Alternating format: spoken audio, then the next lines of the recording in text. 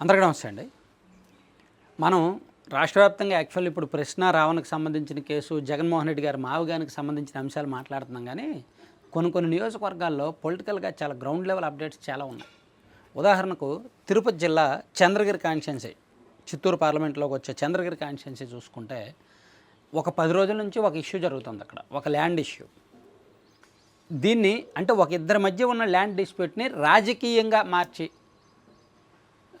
ఒక పెద్ద కాంట్రవర్సీగా చేశారు. నిజానికి అక్కడ ఎమ్మెల్యే పాత్ర లేదు, ఎమ్మెల్యే పాత్ర నిల్.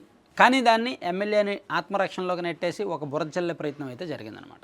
సో దీని మీద కొంచెం మనం డెప్త్గా వెళ్తే యాక్చువల్లీ ఈ భూమి 1925 నుంచి కూడా ఈ ఆవిలాల గ్రామంలో 476/1లో 3.17 అంటే 3.17 సెంట్లు, 3 ఎకరాల 17 సెంట్ల భూమి 28/2/1925 డీకేటీ నెంబర్ 205/34 ద్వారా నెల్లూరు సుబ్బదాసరికి షరతులతో కూడిన అసైన్మెంట్ పట్టా మంజూరు చేశారు. ఆ తర్వాత ఒక ఎకరం తాకట్టు పెట్టారు, ఇంకొక ఎకరం ఇంకొకరికి అమ్మారు, ఇంకొక ఎకరం ఇంకొకరికి అమ్మారు. అలా వాళ్ళ వారసులు ఒకరికి అమ్మారు, వాళ్ళు ఒకరికి అమ్మారు. అలా అంటే అసైన్మెంట్ భూమిని ఇప్పుడు అసైన్మెంట్కి పక్క రిజిస్ట్రేషన్ డాక్యుమెంట్లు ఉండవు కదా, ఆన్లైన్లో కూడా అసైన్మెంట్ అని రెడ్ మార్క్లో ఉంటుంది కదా. సో దీన్ని ఏం చేశారంటే అప్పుడే 1947, 1950 అప్పుడు ఒకరికి అమ్మారు. ఆ తర్వాత వాళ్ళ మనవళ్ళు ఎవరైతే నెల్లూరు సుబ్బదాసరి, ఈ దాసరి వీళ్ళందరూ ఉన్నారో వాళ్ళ మనవళ్ళేమో ఇంకొకరికి అమ్మారు. సో అంటే ఒకే భూమిని ఒక 30-40 సంవత్సరాల తేడాతో ఇద్దరు కొన్నారు. అలా కొనే క్రమంలో వాళ్ళిద్దరికి మధ్య గొడవ వచ్చింది. అది ఇప్పుడు ప్రస్తుతానికి కోర్టులో నలుగుతోంది.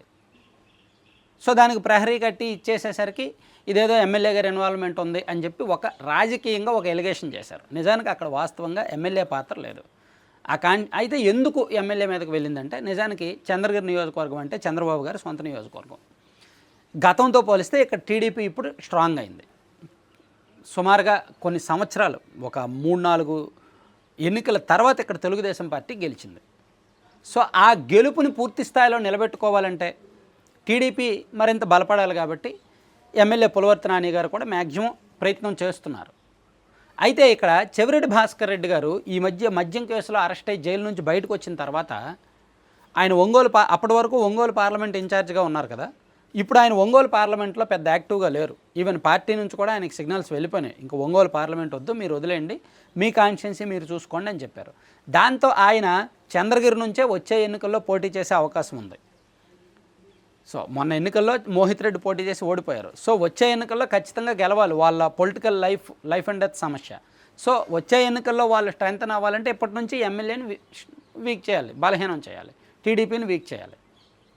ఆ టార్గెట్లో భాగంగా చెవిరెడ్డి భాస్కర్ రెడ్డి గారి పొలిటికల్ గేమ్స్ అన్నీ ఇలాగే ఉంటాయి, చాలా డెప్త్గా ఉంటాయన్నమాట. చూడండి, చాలా సింపుల్. కూటమినే చీల్చారు. కూటమిలో ఉన్న బీజేపీ వాళ్ళ చేతనే ఎమ్మెల్యే గారి మీద ఆరోపణలు చేయించారు. అండ్ జనసేన పార్టీని చీల్చారు. ఆ నాయకుల ద్వారా కొంత ఆరోపణలు చేస్తున్నారు. అండ్ టీడీపీలో ఉన్న కొంతమంది మండల స్థాయి నాయకుల ద్వారా చెవిరెడ్డి భాస్కర్ రెడ్డి గారికి ఇంటర్నల్గా సహకరిస్తున్నారు అనే సమాచారం కూడా ఉంది. సో మొత్తానికి చంద్రగిరి కాన్స్టిట్యున్సీ సీఎం చంద్రబాబు గారి సొంత నియోజకవర్గం కాబట్టి అక్కడ టీడీపీని దెబ్బ కొడితే, అక్కడ ఎమ్మెల్యేని బలహీనం చేస్తే, వెనక్కి లాగితే జిల్లా మొత్తం తనకు పట్టు వస్తుంది.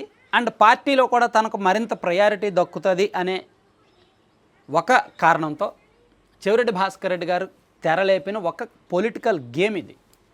దీనిలో లోకల్ ఎమ్మెల్యే గారికి దాదాపుగా సంబంధం లేనట్టుగానే ఒక ఫీడ్బ్యాక్ అయితే ఉంది. అక్కడ లోకల్ ఫీడ్బ్యాక్ కూడా అలాగే ఉంది. సో అంటే గతంతో పోలిస్తే అక్కడ పొలిటికల్ యాక్టివిటీ అంటే టీడీపీ బాగుంది, బూత్ లెవెల్లో కూడా వర్క్స్ అవి బాగానే చేస్తున్నారు, మ్యాక్సిమం అందుబాటులో ఉంటున్నారు, అండ్ డెవలప్మెంట్ వర్క్స్ కూడా జరుగుతున్నాయి. సో ఇట్లా అంటే వచ్చే ఎన్నికల్లో కూడా క్లియర్ పిక్చర్ కనిపిస్తోంది. టీడీపీ వైసీపీ కంటే టీడీపీయే కొంచెం బలంగా కనిపిస్తోంది. సో దాన్ని విడగొట్టాలి అండ్ జిల్లా స్థాయిలో తన పట్టును నిలుపుకోవాలి. అండ్ ఇక్కడ చంద్రగిరిలో టీడీపీని బలహీనం చేస్తే ఆ ప్రభావం జిల్లా మొత్తం ఉంటుంది, జిల్లాలో ఇతర నియోజకవర్గాల మీద కూడా ఉంటుంది. సో ఇలా రకరకాల కారణాలు అంటే చెవిరెడ్డి గారి గేమ్స్ అన్నీ ఇలాగే ఉంటాయి. ఎదుర్కోవడం, అర్థం చేసుకోవడం చాలా కష్టం. ఆయన వేసే పొలిటికల్ పజిల్స్ అర్థం చేసుకోవడం చాలా కష్టం. ఎందుకంటే ఆయన పొలిటికల్ మేనేజ్మెంట్ అంత బలంగా ఉంటుందన్నమాట. సో తను అనుకుంటే అవతల రాజకీయ ప్రత్యర్థులను కూడా తన వైపు లాక్కొని ఇటువంటివి చేయగలరు. పాపం ఒక 10 రోజుల నుంచి ఎమ్మెల్యే గారు ఈ ఆరోపణల నుంచి బయటకు రాలేక రకరకాల ఇది అవుతున్నాయి. రీసెంట్గా ఏం జరిగింది, రిటైర్డ్ జడ్జి గారేమో తనకు థ్రెట్ ఉందని చెప్పి పోలీసులకు కంప్లైంట్ చేశారు.